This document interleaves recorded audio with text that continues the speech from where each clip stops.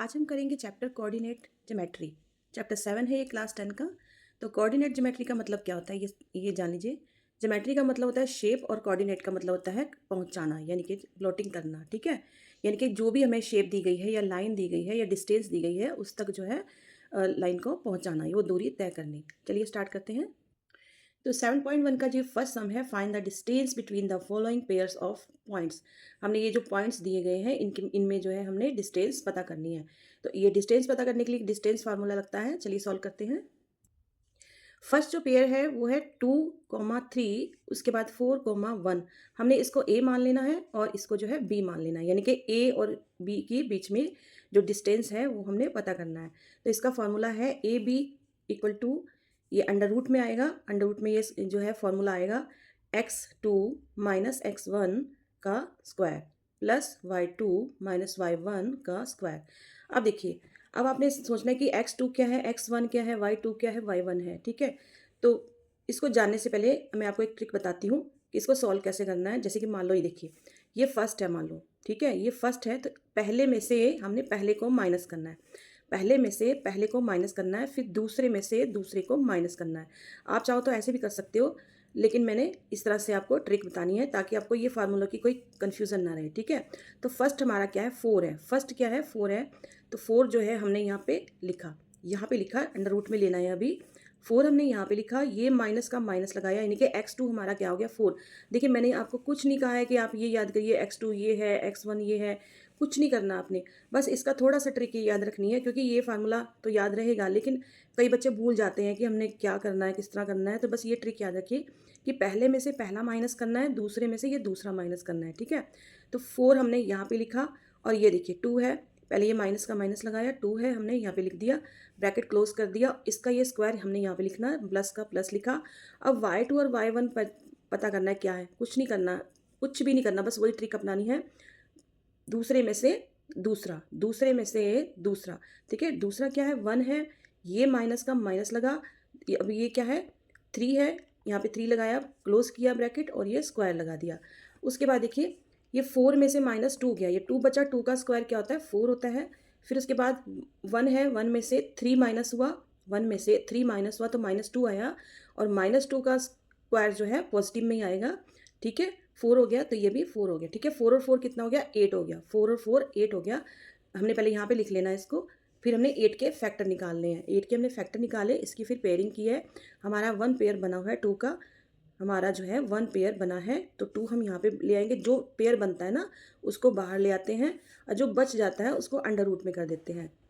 देखिए इस तरह से ये पेयर बना, हमने ये बाहर ले आए, और ये अंडर रूट में हम ये जो बच गया था 2 वो ले आए। तो यहाँ पे यूनिट लिख देना, ये हमारी फर्स्ट का आंसर आ गया। ठीक है, करते हैं नेक्स्ट सम। नेक्स्ट सम के लिए फिर से वही रूल है, हमने यहाँ पे फिगर लिखनी है, इसको ए मान लेना है, इसको बी मान लेना है, यहाँ से यहाँ तक की हमने डिस्टेंस पता करनी है। तो डिस्टेंस का फार्मूला लगाना है, ए बी इक्वल टू लगा के, अंडर रूट लगा के, सेम वही फार्मूला हमने यहाँ पे लगाया। उसके बाद फिर उसी तरह से ट्रिक से करेंगे कि पहले में से पहला, दूसरे में से दूसरा। अब पहला जो है क्या है, -1 है, दूसरा क्या है, -5 है, लेकिन मैंने यहाँ पे प्लस लगाया। अब ध्यान से देखना, ये -1 है, उसके बाद ये माइनस यहाँ पे आना था। ठीक है, ये माइनस यहाँ पे आना था।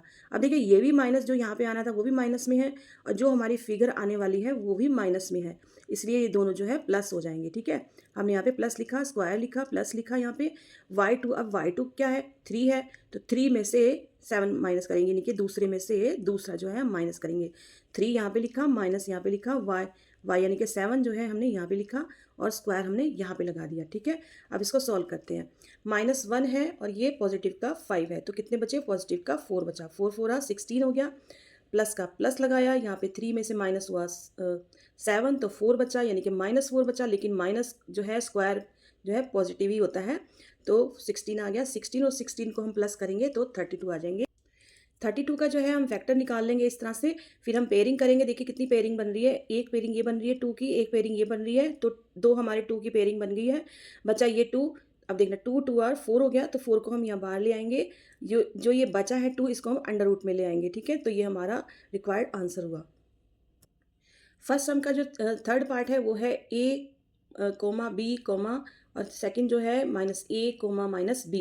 तो इसके लिए भी हमने ये फार्मूला लगाना है, ये a है, ये b है। ठीक है, इस तरह से हमने लिख लिया, ये फार्मूला लगा लिया। उसके बाद हमने इसको ये ए बी इस तरह से हमने इसको रखना है। तो पहले में से पहला, तो पहला हमने यहाँ पे लिखा, ये माइनस यहाँ पे लिखा, दूसरा हमारा ये सॉरी पहले में से पहला है ना, तो पहला हमने यहाँ पे लिख दिया, ठीक है। अब इसके आगे कुछ नहीं ना लगा था, पॉजिटिव है ना, तो यहाँ पे पॉजिटिव ही आएगा, ये माइनस यहाँ पे आया, फिर हमने स्क्वायर लगा दिया, प्लस का प्लस लगा दिया, फिर देखना दूसरे में से दूसरा, अब दूसरा यहाँ पे लिखा और दूसरा यहाँ पे आया, यानी कि माइनस ये आया और b बाय 1 है, ठीक है, स्क्वायर लिख दिया।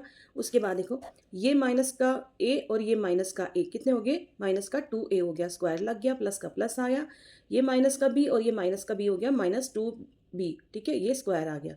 उसके बाद देखो ये माइनस का 2 का स्क्वायर पॉजिटिव ही होएगा ना, किसी भी डिजिट का जो है स्क्वायर पॉजिटिव ही होता है, माइनस का हो चाहे पॉजिटिव का हो, ठीक है। तो ये स्क्वायर कितना आया, 4 आया, और ये ए में ए हम यहाँ राइट करेंगे और इसके साथ भी स्क्वायर आएगा, ठीक है, प्लस का प्लस आएगा, इसका भी आंसर जो है 4 आएगा और बी का स्क्वायर आएगा, ओके। अब क्या करना, इन दोनों में कॉमन कौन है, ये मैंने ऐसे लगा दिया गलती से, इन दोनों में कॉमन कौन है, अब देखो ये तो ए है ये बी है, तो इन दोनों में कॉमन कौन है, 4 है, तो हमने सिंगल 4 ले लेना है यहाँ पे, ठीक है। सिंगल 4 लेने के बाद हमने उसका 4 का फैक्टर निकालना है, तो 4 के फैक्टर में हमारा ओनली 1 ही पेयर बना है, ठीक है। तो हमने जो हमारा 1 पेयर बना है 2 का, वो हमने यहाँ पे राइट कर लिया। उसके बाद ये देखिए ये सेम का सेम हम यहाँ पे उतार लेंगे, ठीक है, इसको अंडर रूट में, क्योंकि ये बच गया ना अंडर रूट में। ये आप ध्यान रखना, मान लो आपका ये होता है a प्लस बी का मान लो स्क्वायर होता है, ठीक है, अगर ये हो तो ये सॉल्व हो जाता है, लेकिन अगर इस तरह से हो तो ये सॉल्व नहीं होगा, ठीक है, ये अंडर रूट में ही आएगा। तो ये इसका ये आंसर है, यूनिट आंसर, ठीक है। Okay, thank you so much for watching my video, मिलते हैं नेक्स्ट वीडियो में, बाय बाय।